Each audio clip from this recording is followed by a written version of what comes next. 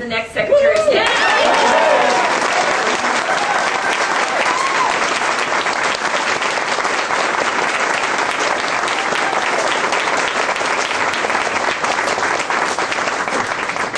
Have you noticed that the Republicans need enemies?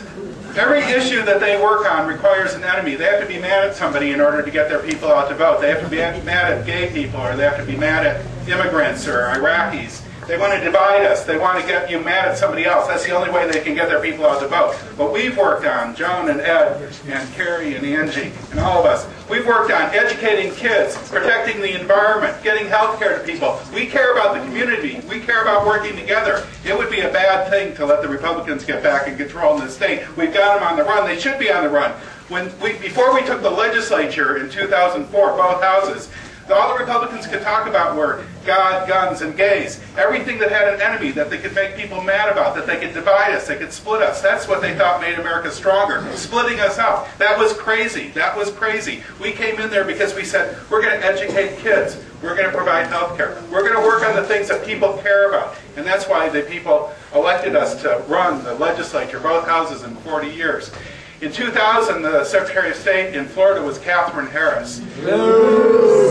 There's somebody not to like. She was chair of the Bush campaign at the same time she was Secretary of State. In 2004, the Secretary of State in Ohio was Ken Blackwell. He was chair of the Bush campaign at the same time he was Secretary of State.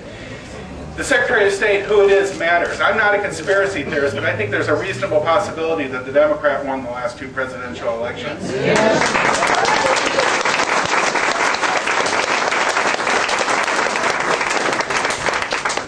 You all need to go out and get everybody you know to vote. That's the ticket. You have to do everything possible you can do to get everybody to vote. I don't care what it is.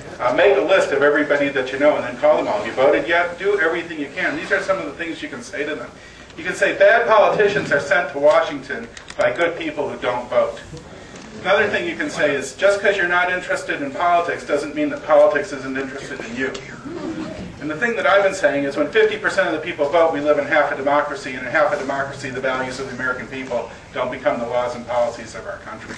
We've got work to do. We've got 10 days to do it. We've got a lot of people to get out to vote. If we do that, we're going to win, and we should. Thanks.